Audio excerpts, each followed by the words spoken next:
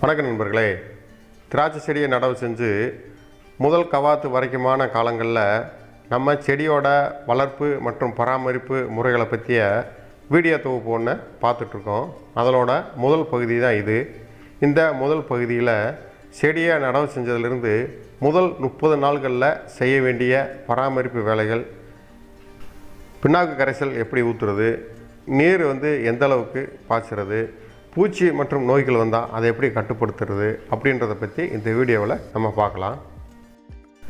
இந்த சேனல் பார்க்குற புது நண்பர்களாக நீங்கள் இருந்தீங்கன்னா உங்களுக்கான ஒரு தகவல்.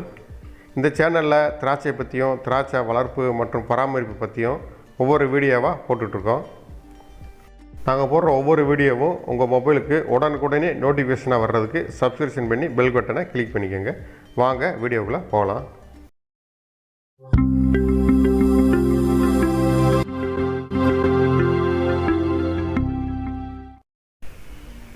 பதியம் மூலம் வளர்க்கப்பட்ட நம்ம திராட்சை செடியை இந்தளவு வளர்ந்த பிறகு எடுத்து நம்மளுக்கு தேவையான இடத்துல நடவு செய்யணும்.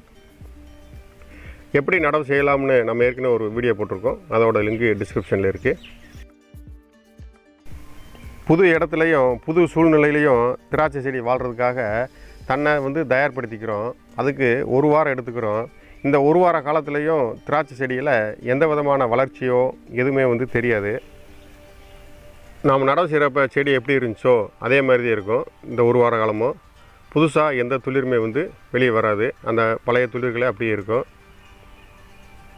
திராட்சை செடி நடவு செய்கிறப்பவும் ஒரே இடத்துல இந்த மாதிரி 2 செடிகளை நடவு பண்ணிக்கிறது நல்லது. ஏன்னா வளரக்கூடிய இந்த ஒரு மாத காலத்தில் செடிகள் ஏதாவது ஒரு காரணத்தினால பட்டு போக வாய்ப்பு இருக்குது. அப்படி ஒரு செடி பட்டு போனாலும் இன்னொரு செடியை நம்ம பந்தல் வரைக்கும் வளர்த்துக்கிடலாம். இந்த ஒரு வார காலத்திலேயும் திராட்சை செடி அந்த புது மண் புது சூழ்நிலையோட தன்னோட வாழ்வை இணைச்சிக்கிறோம். நம்ம அதுக்கடுத்து சின்ன சின்ன பராமரிப்பு வேலைகளை மிக கவனமாக செய்யணும். 2வது வாரத்தில் நம்ம செடியோட வளர்ச்சி எப்படி இருக்குன்னு சொல்லி பார்க்கலாம். ஒரு சில திராட்சை செடிகள் நம்ம நடவு செய்கிறப்பவும் இந்த மாதிரி சின்ன தேவையில்லாத பக்க கிளைகள் வளர்ந்துருக்கும். அதை நம்ம ஒரு வாரம் கழிச்சுதே எடுக்கணும். நடவு செய்கிறப்பே இருக்கும், நம்ம அப்போ எடுக்கக்கூடாது. ஒரு வாரம் கழித்து நம்ம எடுத்து விடணும். இந்த மாதிரி சிறு துளிர்கள் இருக்கும். அதை ஒரு வாரம் கழித்து நம்ம எடுத்து விட்டுடலாம். சில செடிகளில் இலை கணுகளுக்கு இடையிலையும் சிறு துளிர்கள் இருக்கும். அதாவது 5 இலை கணுகள் இருந்துச்சுன்னா 5 இலைகள் இருந்துச்சுன்னா 2 இல்லாட்டி 3 இலைக்கணுகளுக்கு இடையில் இருக்கிற சிறு துளிர்களை மட்டும் எடுத்து விடணும். முழுசாக இருக்கிற எல்லா துளிர்களையும் எடுக்கக்கூடாது. இலைக்கணுவுக்கு இடையில் வளரக்கூடிய சிறு துளிர்கள்.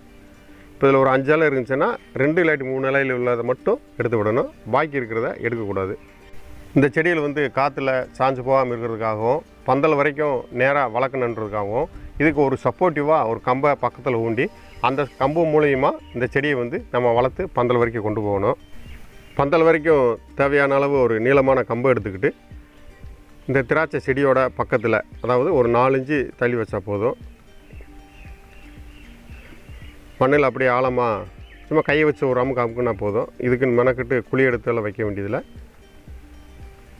கம்பை வச்சு ஒரு அமுக்கிட்டு செடியில் இருக்குது பார்த்திங்களா, செடிகளோட கீழ்ப்பகுதி குச்சி, அந்த குச்சியில் ஒரு கட்டும் புதுசாக வளர்ந்துருக்கிற அந்த தளிரில் ஒரு கட்டும் கட்டணும்.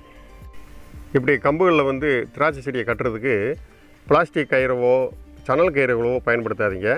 பழைய துணிகளை கட்டுங்க.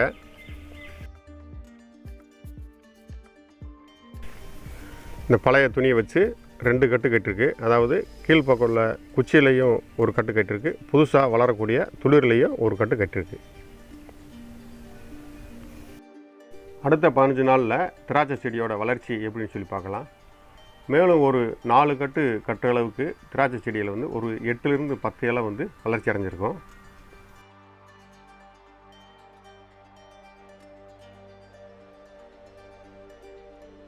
இப்படி திராட்சை செடிக்கு சப்போர்ட்டிங்காக வைக்கிற கம்புலையும் நம்ம ஒரு விஷயம் கவனிக்கணும். பந்தல் வரைக்கும் இப்படி கம்பை ஊன்ற கம்புகள் பந்தலுக்கு மேலேயும் ஒரேடி கொஞ்சம் நீட்டிகிட்டு இருக்கிற மாதிரி நீளமான கம்புகளை தேர்வு செய்யுங்க. ஏன்னா திராட்சை செடியை பந்தலில் படர வர்றதுக்கு அந்த ஒருடி கம்பு தேவைப்படும். செடிகளை எப்படி கட்டலாம்னு சொல்லி பார்க்கலாம். நம்ம ஏற்கனவே பழைய துணி வந்து தயார் பண்ணி வச்சுருந்துருப்போம். அந்த துணிகள் மூலமாக ஒவ்வொரு இலை கனவுகளுக்கும் இடையிலையும் ஒரு கட்டு கட்டணும். அதாவது இது நம்ம ஒரு மாத வளர்ப்பில் இந்த பராமரிப்பு வேலை செய்கிறதுனால இலை கனவுகளுக்கு இடையே உள்ள தூரம் வந்து ரொம்ப சிறுசாக இருக்கும். நம்ம அடுத்தடுத்த மாதங்களில் இந்த பராமரிப்பு வேலை செய்கிறப்ப 2 கனவோ 3 கனவுக்கு இடையில் கூட ஒரு கட்டு கட்டிக்கலாம். இந்த ஒரு மாத வளர்ப்பில் நம்ம ஒவ்வொரு இலை கனவுக்கு இடையிலையும் ஒரு கட்டு கட்டணும். இதனால் செடிகள் வந்து வளைவுகள் இல்லாமல் நேராக வளரும். இந்த கட்டு கட்டுற முறை வந்து செடிகளோட வளர்ச்சியை பொறுத்து ஒரு வாரத்துக்கு ஒரு முறையோ அல்லது 15 நாளுக்கு ஒரு முறையோ செய்யலாம். இந்த செடிகளை கட்டுறப்ப முக்கியமான ஒரு விஷயத்தை நம்ம தெரிஞ்சுக்கணும். திராட்சை செடியோட வளர்ச்சியவும் அந்த நுனி துளிர்களில் தான் இருக்குது. அந்த நுனி துளிர்கள் வளர்ந்து போனால் மட்டுமே செடியோட வளர்ச்சி வந்து இருக்கும். நம்ம ஒவ்வொரு தடவை கட்டுறப்பையும் நுனி துளிர்களில் ஒரு 4 துளிர்களை விட்டுட்டு அது கீழ்ப்புறமாக இருக்கிற துளிர்களை மட்டும்தான் கட்டணும். இப்போ நம்ம ஒவ்வொரு முறை திராட்சை செடியை கட்டுறப்பையும் நுனி பகுதியில் வளர்ந்துட்டு இருக்கிற 4 இளம் துளிர்களை விட்டுட்டு மற்ற இலை கனவுகளை ஒவ்வொரு இலை கனவுக்கும் ஒரு கட்டு வந்து போடணும். இந்த செடியை பார்த்தோம்னா கொஞ்சம் தெளிவாக தெரியும். இந்த செடியில் நுனி பகுதியில் எதையுமே வந்து கட்டலை, நரம்புகளையும் கட்டலை. நரம்புகள் இருக்குது, நுனி துளிர்களுமே இருக்குது. 4 இலைக்கு மேலேயே நுனி துளிர்கள் இருக்குது. அது கீழ்ப்பகுதி மட்டும் கட்டியிருக்காங்க. நுனிப்பகுதி எதுவுமே கட்டலை. இப்படி நம்ம ஒவ்வொரு முறை கட்டுறப்பையும் எந்த பகுதியில் கட்டியிருக்கோமோ கட்டியிருக்க பகுதிக்கு கீழ்ப்பக்கத்தில் உள்ள இலைகள்லேருந்து இலை கனவுகள்லேருந்து சிறு சிறு துளிர்கள் வந்து வளர ஆரம்பிக்கும். இதை நம்ம விரலாளியாகவும் கவனமாக கிள்ளி எடுத்துடலாம்.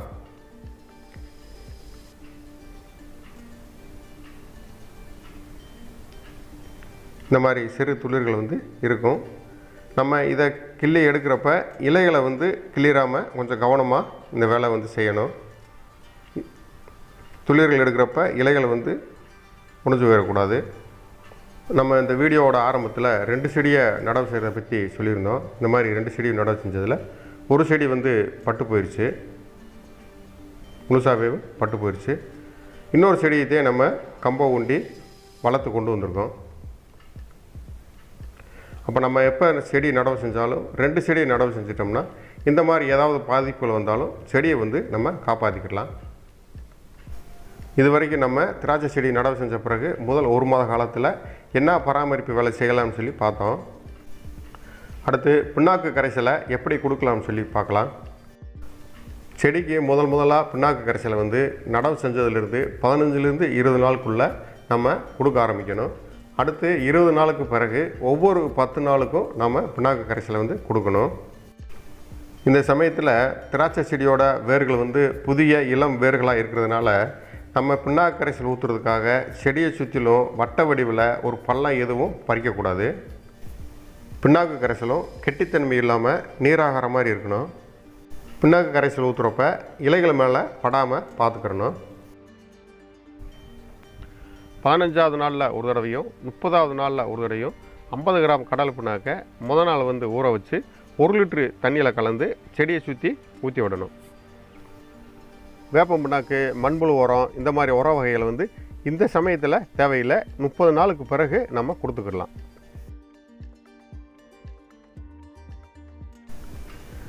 நீர் மேலாண்மையை பொறுத்தளவில் செடியை நடவு செஞ்சதுலேருந்து முதல் 1 வார காலத்தில் காலையிலையும் மாலையிலையும் அளவாக தண்ணி ஊற்றிட்டு வந்தால் போதும். அடுத்த வாரங்களில் ஏதாவது ஒரு வேளை காலையோ மாலையோ ஒரு வேளை மட்டும் தண்ணி ஊற்றினா போதும். 15 நாளுக்கு பிறகு 1 நாள் விட்டு 1 நாள் தண்ணி ஊற்றினா போதும். திராட்சை செடியை பொறுத்தளவில் மழை காலங்களில் தண்ணீரோட தேவை வந்து குறைவாகவும் வெயில் காலங்களில் தண்ணீரோட தேவை வந்து அதிகமாகவும் இருக்கும். மழை காலமோ வெயில் காலமோ நம்ம செடியை இந்த நடவு செஞ்ச 1 மாத காலத்தில் செடியை சுற்றிலும் வேறு பகுதியை சுற்றிலும் ஈரப்பதம் வந்து எப்பயும் இருக்கிற மாதிரி பார்த்துக்கிட்டாலே போதும். ஈரப்பதத்தை பாதுகாக்கிறதுக்காக நிறையா தண்ணியை ஊற்றி தேங்கி விடாமல் பார்த்துக்கணும்.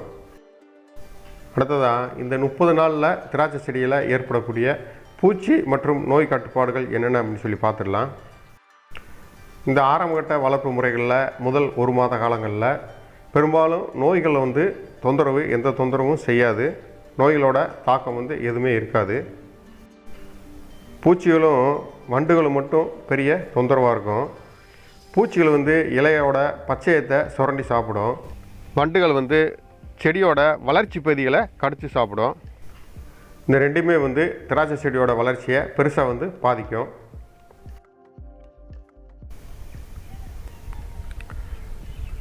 ஒரு லிட்டரு நீருக்கு 2 மில்லி வேப்பெண்ணெய் கரைசலை கலந்து தெளிச்சாலேயும் இந்த பூச்சி மட்டும் வண்டு தாக்குதலை கட்டுப்படுத்திடலாம். வேறு எதுவும் பெருசாக இந்த சமயத்தில் கட்டுப்பாடு முறைகள் எதுவும் தேவையில்லை. சரி நண்பர்களே, இந்த தொடர் உங்களுக்கு பிடிச்சிருந்தா லைக் பண்ணி கமெண்ட் பண்ணுங்கள். ஏதாவது சந்தேகங்கள் இருந்தாலோ தகவல் தேவைப்பட்டாலோ கமெண்ட் செக்ஷனில் பதிவு பண்ணுங்கள். 30 நாளுக்கு பிறகு செய்ய வேண்டிய பராமரிப்பு வேலைகளை நம்ம பார்ட் 2 அடுத்த வீடியோவில் பார்க்கலாம். நன்றி, வணக்கம்.